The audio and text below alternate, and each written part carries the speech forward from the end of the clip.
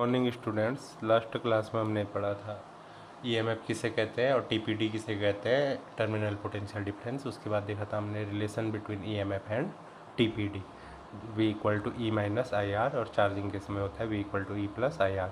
उसके बाद हमने देखा था कि एक परिपथ में वैद्युत धारा कैसे प्रवाहित होती है तथा लिथियम आयन सेल की वर्किंग देखी थी।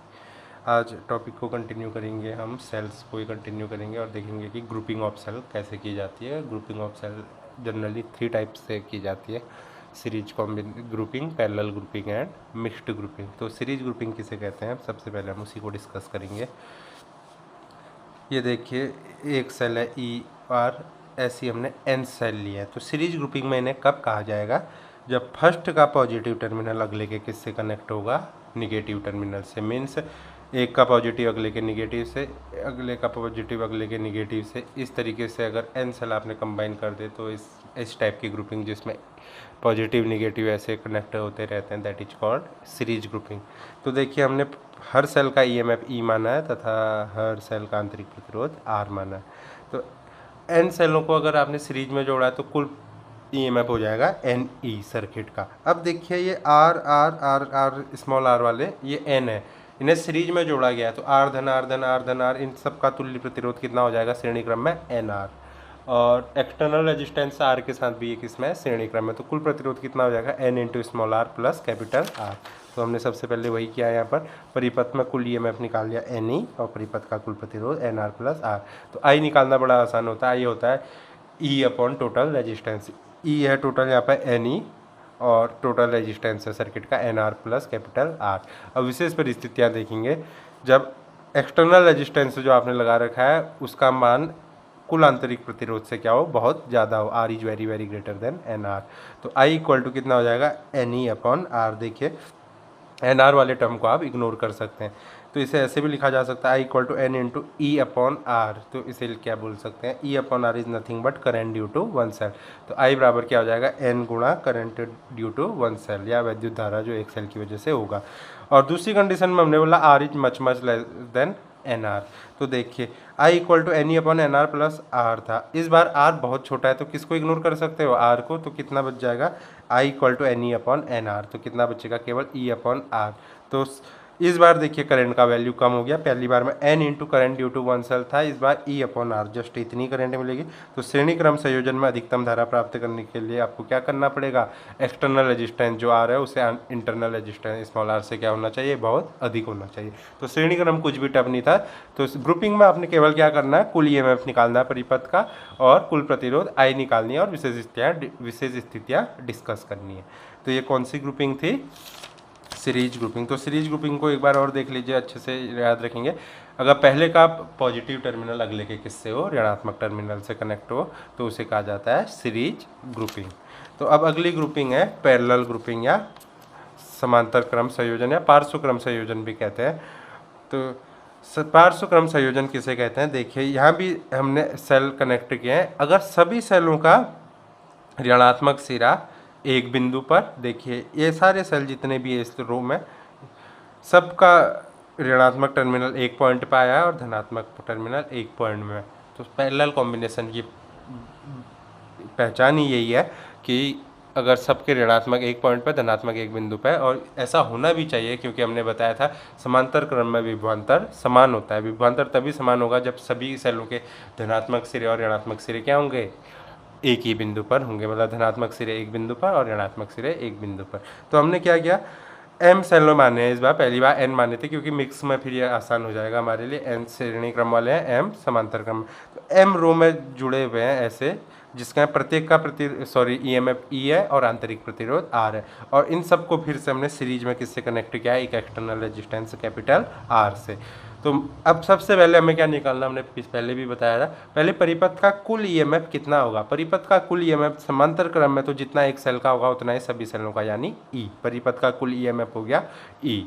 अब हमने निकालना परिपथ का कुल आंतरिक प्रतिरोध। सबसे पहले हम देखेंगे एक्सटर्नल रेजिस्टेंस आर, तो लास्ट में डील करेंगे। सबसे पहले देखिए आर आर आर वाले कितने हैं? एम है, किस में जुड़े हुए हैं? श्रेणी क्रम में, समांतर क्रम में, पार्श्व क्रम में जुड़े हुए हैं ये सेल। तो प्रतिरोधक भी किस में जुड़े होंगे? समांतर क्रम में। तो देखिए हमने क्या माना एम सेलों का कुल आंतरिक प्रतिरोध आर प्राइम है, तब 1/r प्राइम समांतर क्रम का जो इक्विवेलेंट रेजिस्टेंस है उसे लगा रहे हैं। 1/r prime equal to 1/r plus 1/r plus कितने हैं ये एम सेल जुड़े हुए हैं, तो यहाँ पर आ गया एम टाइम्स। तो 1/r प्राइम, आर सबका एलसीएम है, 1 प्लस एम टाइम, एक को जितनी बार जोड़ो उतना ही आ जाता है, तो कितना आ जाएगा एम। तो 1/r prime equal to m upon are, तो आर प्राइम इक्वल टू कितना आ जाएगा r upon M. R prime क्या है, इन सारे सेलों का इक्विवेलेंट रेजिस्टेंस, ना कि सर्किट का। सर्किट में क्या है, क्योंकि आर भी जुड़ा हुआ है, तो अब सर्किट का इक्विवेलेंट निकालने के लिए देखिए इन सब का इक्विवेलेंट आ रहा है आर प्राइम, और आर प्राइम कैपिटल आर के साथ क्या है सीरीज कॉम्बिनेशन में। तो हमने क्या किया, परिपथ का कुल रेजिस्टेंस निकाला r plus r upon M, are plus r prime का वैल्यू आर अपॉन एम। तो अब फिर से हम आई निकालेंगे, तो आई इक्वल टू कितना हो जाएगा e upon total resistance r plus r upon m. अगर आप एलसीएम लेंगे तो एम आएगा नीचे डिनोमिनेटर में, और डिनोमिनेटर का डिनोमिनेटर कहाँ जाएगा न्यूमरेटर में, तो एम ई ऊपर आ गया, और जब एलसीएम लिया होगा आपने ये आर कैपिटल वाला एम से मल्टीप्लाई हुआ तो एम आर प्लस आर, और डिनोमिनेटर का डिनोमिनेटर एम ऊपर आया, एम ई तब आया, तो आई इक्वल टू कितना आ गया एम ई upon M R plus r. अब हम इसमें भी स्पेशल केस डिस्कस करेंगे। सबसे पहले हम लिख लेते हैं कि आई इक्वल टू कितना था, आई इक्वल टू है एम ई upon M R plus r. इससे ये फायदा होगा कि अब हमें बार बार पलटने की जरूरत नहीं पड़ेगी। I equal to M E upon M R plus R, तो R is very very greater than R, means बाह्य प्रतिरोध जो आपने सर्किट में लगा रखा है ये वाला, ये किससे ज़्यादा है, ये इन सारे सेलों के आंतरिक प्रतिरोधों से बहुत अधिक है। तो उस टाइम पे देखिए आप किसको इग्नोर कर सकते हैं, आर को इग्नोर कर सकते हैं, स्मॉल आर को, आंतरिक प्रतिरोध को। तो आई इक्वल टू कितना आ जाएगा एम ई upon M R, M M cancel, तो I equal to E upon R, ये कुछ नहीं है करंट ड्यू टू 1 है। अब अगर r is very very less than r, जैसे वहाँ क्या था, means external resistance internal resistance से बहुत कम है, तो उस टाइम पे कितना आ जाएगा, देखिए हम एम आर को इग्नोर कर सकते हैं और क्या बचेगा आर, तो आई इक्वल टू कितना आ जाएगा m into E upon are. देखिए इस बार मल्टीप्लीकेशन में एम कब आ रहा है, जब external resistance r is very very less than r है। तो सेलों के पार्श्वक्रम संयोजन में अधिकतम धारा प्राप्त करने के लिए बाह्य प्रतिरोध आर को क्या होना चाहिए, आंतरिक प्रतिरोध आर से बहुत कम होना चाहिए। अगर आपको याद होगा श्रेणी क्रम में था अधिक होना चाहिए एक्सटर्नल रेजिस्टेंस, लेकिन समांतर क्रम में क्या होना चाहिए, बहुत कम होना चाहिए, इसे आप ध्यान रखेंगे। और अब लास्ट ग्रुपिंग है जो हमारी, that is mixed grouping of cells, और ये थोड़ा इंपॉर्टेंट भी है क्योंकि ये दोनों, इसमें दोनों का इस्तेमाल किया जाएगा, सीरीज ग्रुपिंग का भी और पैरेलल ग्रुपिंग का भी। तो देखिए हमने सबसे पहले स्टेटमेंट जो एजम्पशन लिया है वो क्या है, एक पंक्ति में n सेल श्रेणी क्रम में जुड़े हैं और ऐसी m पंक्तियां हैं, मीन्स एक पंक्ति में n सेल जो हमने सीरीज में पढ़ा, और m पंक्तियां हैं, मतलब m पंक्तियां किस में होंगी, समांतर क्रम में। तो ये देखिए फिगर से क्लियर हो जाएगा, एक पंक्ति में n सेल जुड़े हैं और ऐसी कितनी पंक्तियां हैं, m पंक्तियां। तो अब हमें निकालना पड़ेगा परिपथ का कुल EMF कितना होगा। पंक्तियां तो क्या है समांतर क्रम में, तो हमें अगर एक पंक्ति का EMF मिल जाए वही पूरी परिपथ में सब पंक्तियों का वही होगा। तो कुल EMF देखिए, पहली पंक्ति का क्या है, ये तो सीरीज में हमने बताया, n सेल जुड़े हैं, सबका E और R है, यहाँ पर भी लिख देते हैं, हर प्रतिरोध हर सेल का EMF E तथा आंतरिक प्रतिरोध R है। तो n सेलों का हमने श्रेणी क्रम में भी पढ़ाया, कितना हो जाएगा NE। लेकिन अब क्या निकालना हमने, कुल प्रतिरोध। तो कुल प्रतिरोध निकालने के लिए हम 1 बाय 1 करेंगे। पहले निकाल लेते हैं एक लाइन का कि कितना प्रतिरोध होगा। एक लाइन क्या है, सब सीरीज में जुड़े हैं, तो ये जो हमने श्रेणी क्रम में निकाला सबका इंटरनल रेजिस्टेंस आर है, तो कितना हो जाएगा N R, R plus R N बार, तो एन आर हो जाएगा। अब देखिए परिपथ का कुल आंतरिक प्रतिरोध, एक्सटर्नल को अभी मैं डिस्कस नहीं कर रहा हूँ, एक्सटर्नल रेजिस्टेंस अभी भी आ रहा है। परिपथ का कुल आंतरिक प्रतिरोध क्या मान लिया मैंने, आर प्राइम। तो देखिए आर प्राइम में देखिए एक पंक्ति का मैंने निकाल लिया एन आर है, ऐसी एन आर रेजिस्टेंस वाली m पंक्तियां जुड़ी हुई है। तो r प्राइम माना तो समांतर क्रम का सूत्र लगाइए, क्योंकि ये देखिए nr रेजिस्टेंस वाली m पंक्तियां समांतर क्रम में जुड़ी हैं। तो 1/r prime equal to 1/nr धन 1/nr धन m टाइम m बार हो जाएगा। फिर से एक को m बार जोड़ने पे m अपॉन nr, यहाँ से r प्राइम का वैल्यू देखिए कितना आ जाएगा nr अपॉन m। ये भी परिपथ का तुल्य प्रतिरोध नहीं है, ये केवल किसका, परिपथ का कुल आंतरिक प्रतिरोध, क्योंकि एक एक्सटर्नल रेजिस्टेंस R है, तो ये किस में जुड़ा है, तुल्य प्रतिरोध R प्राइम से सीरीज में। तो परिपथ का तुल्य प्रतिरोध होगा R plus small r prime. तो हमने वहीं पर क्या है, परिपथ का कुल प्रतिरोध R plus small r prime का वैल्यू है nr/m। फिर से एलसीएम लीजिए तो कितना आ जाएगा m are plus N R upon m. यहाँ पर ध्यान रखेंगे आर कैपिटल कौन सा है, आर कैपिटल है एक्सटर्नल वाला और आर स्मॉल कौन सा है इंटरनल रेजिस्टेंस जो सेल का है और आर लोड का है। तो आई इक्वल टू हम निकाल सकते हैं, हमें पता है कुल ईएमएफ कितना है एन ई, कुल प्रतिरोध सर्किट का कितना है m are plus N r बट्टा एम। तो आई इक्वल टू कितना आ जाएगा एन ई बट्टा कुल प्रतिरोध M are plus N R upon M, फिर डिनोमिनेटर का डिनोमिनेटर न्यूमरेटर में आ गया तो N E M upon M R plus N R. तो इसी को हमने यहाँ लिखा है दोबारा से I equal to N E M upon M R plus N R. तो इसे ऐसे लिखा जा सकता है, देखिए I equal to N E M upon M R को लिख सकते हैं अंडर रूट एम आर का होल स्क्वायर लिख सकते हैं, प्लस एन आर को लिख सकते हैं अंडर रूट एन आर का होल स्क्वायर।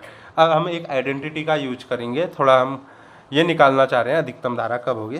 तो ए माइनस बी का होल स्क्वायर होता है A square minus 2ab plus B square.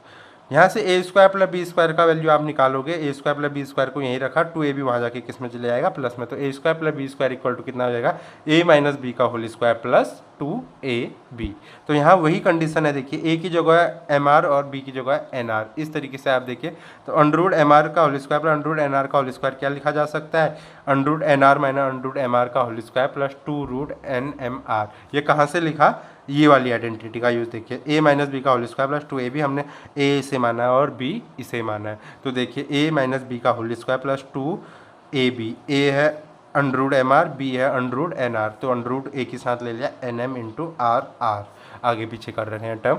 तो आई इक्वल टू कितना आ जाएगा एन ई एम, आई का वैल्यू ये था, यहाँ सब्सटीट्यूट करिए under root M r square plus under root N r square का वैल्यू ये वाला, तो यही है यहाँ पर थोड़ा सा आप समझ सकते हैं under root N R minus under root M R का whole square plus 2 root N M R R, वही वैल्यू सब्सटीट्यूट की। अब देखिए अधिकतम धारा के लिए क्या कंडीशन होगी, तो कुछ चीज़ें आप समझ सकते हैं, एन जीरो नहीं होगा, एम जीरो नहीं होगा, स्मॉल आर जीरो नहीं होगा, प्रैक्टिकली कैपिटल आर को जीरो करने का कोई सेंस नहीं है। तो इसका मतलब हम जीरो किसको कर सकते हैं, जहाँ पर माइनस वाला टर्म आ रहा है, डिनोमिनेटर अगर कम हो गया तो आई का मान बढ़ जाएगा। तो अगर ये टर्म वैनिश कर जाए, ये टर्म वैनिश कब करेगा, जब इसका वैल्यू सब्ट्रैक्शन करके जीरो हो जाए। तो हमने वही माना under root N R minus under root M R का होल स्क्वायर किसके इक्वल आ गया, जीरो के इक्वल। तो यहाँ से क्या आ जाएगा under root N r equal to under root M r, तो दोनों स्क्वायर कर दीजिए, n r equal to m into r, r equal to कितना आ गया एन आर बट्टा एम। आर क्या है एक्सटर्नल रेजिस्टेंस और एन आर बट्टे एम क्या है, ये हमने निकाला था, एन आर बट्टे एम परिपथ का कुल आंतरिक प्रतिरोध था, कुल प्रतिरोध नहीं कहा था हमने, कुल आंतरिक प्रतिरोध जब कैलकुलेट किया था एन आर सेलों के लिए एन आर बट्टे एम। तो इसका मतलब क्या हुआ, r equal to r prime, परिपथ का कुल आंतरिक प्रतिरोध है r prime equal to n are. तो मिश्रित संयोजन में अधिकतम धारा कब प्राप्त होती है, जब बाह्य प्रतिरोध आर परिपथ के कुल आंतरिक प्रतिरोध के बराबर होता है। तो मिक्स्ड ग्रुपिंग में अगर आपको आई मैक्सिमम चाहिए तो आपको केवल एक काम करना है, पहले कॉम्बिनेशन का अपना टोटल इंटरनल रेजिस्टेंस से निकालिए, टोटल इंटरनल रेजिस्टेंस जितना आया उसी रेजिस्टेंस का एक एक्सटर्नल लोड लगा दीजिए, तो आपको मैक्सिमम करंट मिलेगी। तो आज हमने देखा कि सेलों की ग्रुपिंग 3 टाइप से की जा सकती है, series grouping, parallel grouping and mixed grouping. फिर से रिवाइज करवाते हैं, सीरीज ग्रुपिंग किसे कहते हैं, सीरीज ग्रुपिंग जिसमें पहले का पॉजिटिव अगले के निगेटिव से हो, और इसमें हमने देखा मैक्सिमम करंट कब आती है, मैक्सिमम करंट तब आती है जब external resistance r is very very greater then internal resistance. फिर पैरेलल ग्रुपिंग किसे कहते हैं, अगर सर्किट में सारे सेलों का ऋणात्मक निगेटिव टर्मिनल एक पॉइंट पे और पॉजिटिव टर्मिनल एक पॉइंट पे आता है, that is called parallel grouping. और पैरेलल ग्रुपिंग में हमने देखा मैक्सिमम करंट कब आती है, जब internal resistance is much much greater than external resistance. और फिर देखा मिश्रित संयोजन, मिक्स्ड ग्रुपिंग में क्या होता है, मिक्स ग्रुपिंग में आप श्रेणी क्रम और समांतर क्रम दोनों में सेलों को जोड़ते हैं, और आप यहाँ पर देखा कि आई मैक्सिमम कितना आता है, आई मैक्सिमम तब आता है जब सर्किट का एक्सटर्नल रेजिस्टेंस किसके इक्वल हो, टोटल इंटरनल रेजिस्टेंस के बारे में। तो आज के लिए इतना ही, कल की क्लास में हम देखेंगे सर्किट एनालिसिस करेंगे और उसके रूल जो कि बहुत फेमस है किरचॉफ के रूल, उन्हें पढ़ेंगे। Thank you.